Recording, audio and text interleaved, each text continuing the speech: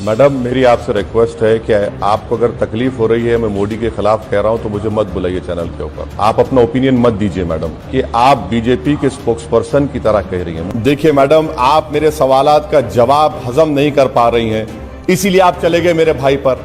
आप डिबेट मेरे भाई पर कर रहे हैं तो उनको बुला लीजिए, मैं चला जाता हूं। मैडम कब तक आप लोग गवर्नमेंट को सपोर्ट करते रहेंगे? मत करिए ना।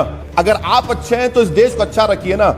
मैं आपको चैलेंज कर रहा हूं, अगर आप में मर्दानगी है तो मुझ पर केस बुक करिए। चलिए मैं आपको चैलेंज कर रहा हूं। आपको ये बताना पड़ेगा कि मैंने देश के खिलाफ क्या कहा, और अगर कहा है तो मैं जी टीवी को चैलेंज कर रहा हूं, मेरे खिलाफ केस बुक करिए और मुझे जेल में डालिए, वरना इस अल्फाज को आप वापिस लीजिए।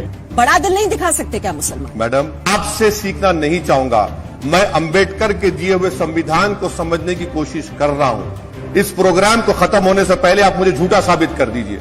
मैडम मुझे नहीं मालूम था कि आप सुप्रीम कोर्ट के सिटिंग चीफ जस्टिस हैं, तो लॉर्डशिप कहकर पुकारूंगा आपको मैं। नहीं ओवैसी साहब, आप तो सुप्रीम कोर्ट की तरफ से आप बात कर रहे हैं। अगर मैं कहूंगा कि इंशाअल्लाह अंजना ओम कश्यप और मशहूर हो जाए तो क्या आप कम्युनल हो गए? अगर मैं कहूंगा कि इंशाअल्लाह मैं दोबारा एमपी बनूंगा तो मैं कम्युनल हो गया। लेकिन अगर बीजेपी का कोई नेता कहे कि जय श्री राम अंजना और पॉपुलर हो जाए तो वो कम्युनल हो जाएगा। देश नीति, केवल सच्ची और पक्की खबरें। आजकल मेन स्ट्रीम मीडिया पर केवल और केवल एक तरफी पत्रकारिता देखने को मिलती है। सत्ता पक्ष की जगह मीडिया विपक्ष पर ही सवाल करते हुए दिखाई देता है। ऐसा मीडिया गोदी मीडिया के नाम से जाना जाता है। इस तरह के मीडिया पर आपको सरकार के खिलाफ कुछ सुनाई नहीं देगा। गोदी मीडिया के एंकर अक्सर सरकार और प्रधानमंत्री नरेंद्र मोदी को बचाते हुए और विपक्ष पर हमला करते हुए नजर आते हैं। ऐसा कई मर्तबा AIMIM अध्यक्ष असदुद्दीन ओवैसी के साथ भी हुआ, लेकिन ओवैसी ने गोदी मीडिया के एंकर्स को उनकी औकात दिखाई। पहले बात करते हैं ABP न्यूज की एंकर रोमाना खान और असदुद्दीन ओवैसी की उस बहस के बारे में जिसने 2019 लोकसभा इलेक्शन के समय खूब सुर्खियां बटोरी थी। विपक्ष की दिक्कत यही है कि वो जाति के बंधनों में बंधा हुआ है, और वहीं दूसरी तरफ प्रधानमंत्री नरेंद्र मोदी की तरफ से तो कहा जाता है कि मेरी जाति एक ही है, मेरी जाति गरीबी है। उसे हम क्यों नजरअंदाज कर देते हैं सर? मैडम मेरी आपसे रिक्वेस्ट है कि आपको अगर तकलीफ हो रही है, मैं मोदी के खिलाफ कह रहा हूं, तो मुझे मत बुलाइए चैनल के ऊपर। आप सवाल करिए, आप अपना ओपिनियन मत दीजिए मैडम। नहीं सर, मैं सिर्फ सवाल ही रख रही हूं। सवाल करना है, मुझे रोकना है। दूसरे नजरिए वाले सवाल रख रही हूं, तो मुझे ऐसा लग रहा है कि आप नजरअंदाज कर रहे हैं। मैं सिर्फ सवाल रख रही हूं सर। नहीं मैडम, आप देखिए, मेरी आपसे बड़ी अदबन गुजारिश है कि आप बीजेपी के स्पोक्स पर्सन की तरह कह रही हैं। मुझे आप सवाल करिए, मैं रात भर बैठने को तैयार हूं। तकलीफ अगर आपको हो रही है तो इससे आप अपने आप को एक्सपोज कर रही हैं कि आप बीजेपी को चाहती हैं, मगर कम से कम एंकर का जो आपका रोल है वो आप मुझसे बेहतर जानती हैं। मेरी आप चलिए अब आपके सवाल का जवाब देता हूं। अब बात करते हैं आज तक की मशहूर एंकर श्वेता सिंह और ओवैसी की उस लड़ाई के बारे में, जहां ओवैसी ने अपने जवाबों से श्वेता सिंह की बोलती पूरी तरह से बंद कर दी थी, जिसके बाद सोशल मीडिया पर श्वेता सिंह को खूब ट्रोल होना पड़ा था। गृह मंत्री ने जो कहा था और उसके बाद प्रधानमंत्री ये कह रहे हैं, तो कौन झूठ बोल रहा है? आपके भाई जो बयान दे जाते हैं, आपसे सफाई मांगी जाती है, और उस समय आप जो बयान देते हैं ना, उसके बाद वो पत्थर की लकीर मान ली जाती है। अब गृह मंत्री ने कहा, प्रधानमंत्री ने कहा, नहीं ऐसा नहीं है, बात किसकी मानी जाएगी? देखिए मैडम, आप मेरे सवालात का जवाब हजम नहीं कर पा रही हैं, इसीलिए आप चले गए मेरे भाई पर। आप डिबेट मेरे भाई पर कर रहे हैं तो उनको बुला लीजिए, मैं चला जाता हूं। अगर आप डिबेट कर रहे हैं कि अमित शाह ने जो कहा वो सच है या झूठ है, तो मैं तैयार हूं। मैं आपको मिनिस्ट्री ऑफ होम अफेयर्स के वेबसाइट से कोट करके बता रहा हूं, और आप दूसरी जगह चले जा रहे हैं। मैडम कब तक आप लोग गवर्नमेंट को सपोर्ट करते रहेंगे? मत करिए ना। कभी सच्चाई को तो मान लीजिए। अगर मैं झूठ कह रहा हूं तो आप आधे घंटे के बाद मुझे बुला लीजिए, मैं तैयार हूं सुनने के लिए। मैं तो मिनिस्ट्री ऑफ होम अफेयर्स के वेबसाइट से कोट करके बता रहा हूं आपको डिफरेंस। मैं आपसे अपील कर रहा हूं कि सच्चाई को जानिए, छोड़िए मैं गंदा आदमी हूं, मेरा भाई भी गंदा है, हम बुरे हैं। अगर आप अच्छे हैं तो इस देश को अच्छा रखिए ना। छोड़ दीजिए हमारा क्या हाल है, हम गुनाहगार हैं, जो भी है। नहीं देखिए, बहुत आसान है इल्जाम लगा देना कि जो सरकार है उसको आप सपोर्ट कर रहे हैं कि नहीं। आप ये बताइए कि आप ही लोगों की तरफ से ये बात उठाई जाती है ना कि अर्थव्यवस्था में दिक्कत है, मंदी है, बेरोजगारी है। इसके लिए तो कभी मैंने नहीं देखा, किसी ने नहीं देखा कि आप लोग इस तरीके से सड़क पर उतरे, इतने उग्र हो जाएं, इस तरह की चीजें हो, ऐसा विरोध प्रदर्शन हो। विरोध प्रदर्शन किसके लिए हो रहा है? उसी चीज को जिसको आप कहीं से कहीं घुमा फिराकर धर्म से जोड़ दे रहे हैं। मैडम, जो दिल्ली में और पूरे देश में जो प्रोटेस्ट हो रहा है वो कैसे मुसलमान कर रहे हैं? आपको गलत फहमी है मैडम, माफ करना मैडम। आप टीवी स्टूडियो में बैठी हैं, आप रोड पर आकर देखिए, उसमें हर मजहब के, हर कास्ट के लोग और खास तौर से महिलाएं उसको लीड कर रही हैं। अब बात करते हैं पहले जी न्यूज और अब आज तक में काम कर रहे गोदी मीडिया के फेमस एंकर राहुल सरदाना की। ओवैसी और राहुल सरदाना के बीच बहस इतनी तेज हो गई थी कि ओवैसी ने राहुल सरदाना की मर्दानगी पर सवाल खड़े कर दिए थे। मैं आपको चैलेंज कर रहा हूं, अगर आप में मर्दानगी है तो मुझ पर केस बुक करिए। आप चलिए, मैं आपको चैलेंज कर रहा हूं। हैदराबाद में आप हैं, वहाँ के मुसलमानों को तो आपने इंसाफ दिलाया नहीं अभी तक। बिहार आप पहले जाना चाहते हैं। अब देखिए, इंसाफ दिलाए या नहीं दिलाए वो तो अगर आपके सामने कभी बहस करवा लीजिए एम्पिरिकल डेटा के साथ, सच्चाई सच्चर कमेटी हो, मिश्रा कमीशन हो, प्रोफेसर कुंडू की रिपोर्ट हो, तो आपको अपने अल्फाज वापस लेना पड़ेगा और माफी चाहना पड़ेगा। आपको लगता है कि आपके केवल मीट पर दिए गए बयान मीडिया दिखाता है? आपके केवल देश के खिलाफ दिए गए बयान मीडिया दिखाता है? जब आप मुसलमानों की अच्छाई करते हैं तो मीडिया नहीं दिखाता। आपको ये बताना पड़ेगा कि मैंने देश के खिलाफ क्या कहा, और अगर कहा है तो मैं जी टीवी को चैलेंज कर रहा हूँ, मेरे खिलाफ केस बुक करिए और मुझे जेल में डालिए, वरना इस अल्फाज को आप वापस लीजिए। उस पर भी आ जाऊंगा। जेब नहीं देता कितना बड़ा, वैसे साहब उस पर भी आ जाऊंगा, कितना बड़ा टीवी, अभी उस पर भी आ जाऊंगा सर। ये आपको जेब नहीं देता, उस पर भी आ जाऊंगा। इतना बड़ा अपने मुंह से चैनल है कहे या अपने भाई के कहे के साथ खड़े रहे, दोनों एक ही बातें हैं सर।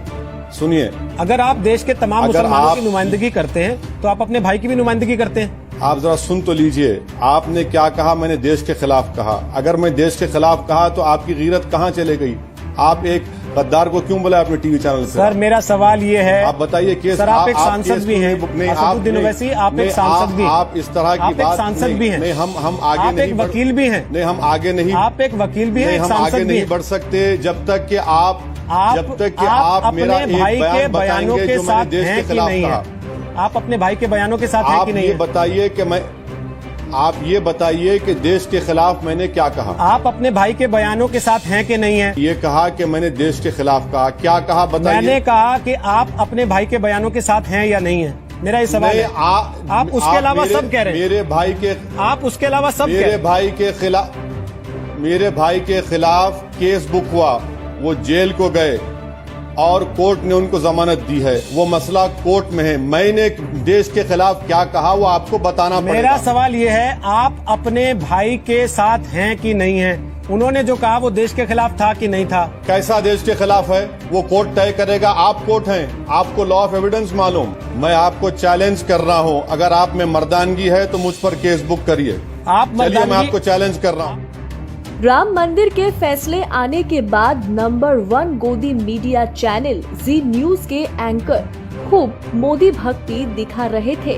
तभी ओवैसी ने महिला एंकर को ऐसा धोया कि वो एंकर दोबारा कभी ओवैसी के साथ डिबेट में नहीं दिखाई दी।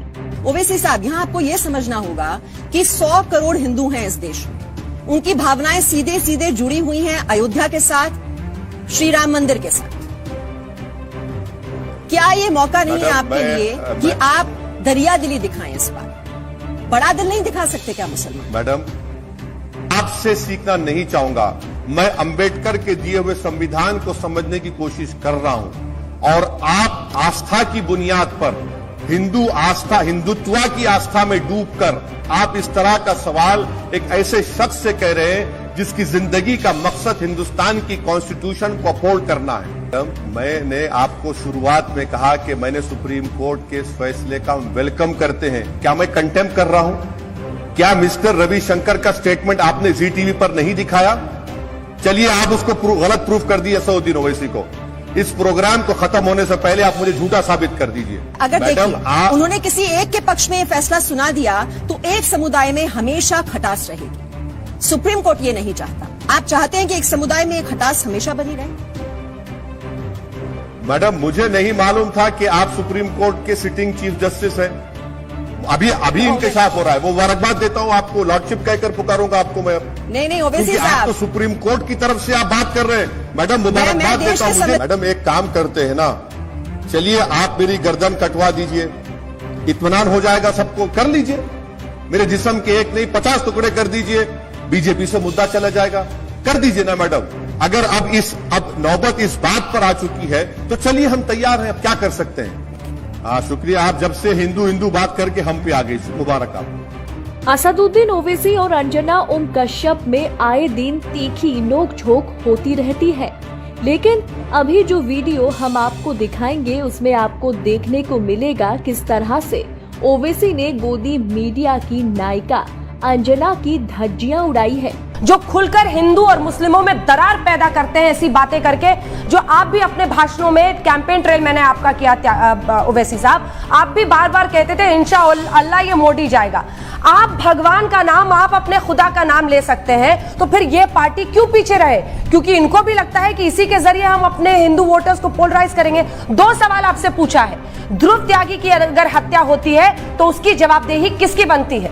और दूसरा कि यही आप भी उसी एजेंडा को फॉलो करते हैं। ये सेक्युलर शब्द अब हिंदुस्तान के संविधान में, कम से कम राजनीति में तो नहीं रह गया, संविधान में लिखा हुआ एक शब्द जरूर होगा। अगर मैं कहूंगा कि इंशाअल्लाह अंजना ओम कश्यप और मशहूर हो जाए तो क्या आप कम्युनल हो गए? अगर मैं कहूंगा कि इंशाअल्लाह मैं दोबारा एमपी बनूंगा तो मैं कम्युनल हो गया। लेकिन अगर बीजेपी का कोई नेता कहे कि जय श्री राम अंजना और पॉपुलर हो जाए तो वो कम्युनल हो जाएगा। नहीं ओवैसी जी, यही तो मेरा सवाल है कि अगर बीजेपी का कोई नेता ये कह दे कि जय श्री राम अंजना और पॉपुलर हो जाए तो वो कम्युनल हो जाएगा। सुनिए, किसको थप्पड़ मारा जा रहा है? वीडियो में चप्पल देकर कहा जा रहा है कि मार, वो नारा देकर किसको कह रहा है? कौन कर रहा है ये? किसने नाम लेकर 6 दिसंबर को क्या किया था? और रहा सवाल उस बच्चे की हत्या का, मैं कंडेम करता हूं, मेरी स्पीच है उसके ऊपर। वो तो मोदी जी भी कंडेम करते हैं सर। कंडेम किया उसको, वो तो मोदी जी भी कंडेम करते हैं। मैंने वो तो मोदी जी भी कंडेम करते हैं। मैडम देखिए, सुनिए, मैं फर्क मैं बता रहा हूं आपको, कंडेमनेशन में और हिपोक्रेसी में फर्क यह है कि असदुद्दीन ओवैसी कातिलों के साथ नहीं खड़ा होता है, बीजेपी के लोग खड़े होते हैं। मंत्री फूल का हार पिनाते हैं जो मार कर आते हैं अलीमुद्दीन अंसारी के लोगों को, जो इनको बेल मिलती है। बताइए कि असदुद्दीन ओवैसी ने उनको फूल का हार पिना इन लोगों को? देश को बेखौफ, बेबाक और बुलंद आवाज की जरूरत है। देशनीति को स्वतंत्र पत्रकारिता करने में मदद करें। अपनी इच्छा के अनुसार फोन पे या गूगल पे के जरिए अभी सहयोग करें 9650034524 नंबर पर। देश की राजनीति की हर खबर सबसे पहले पाने के लिए सब्सक्राइब करें देश नीति को, और खास नोटिफिकेशन के लिए बेल आइकॉन को जरूर दबाएं।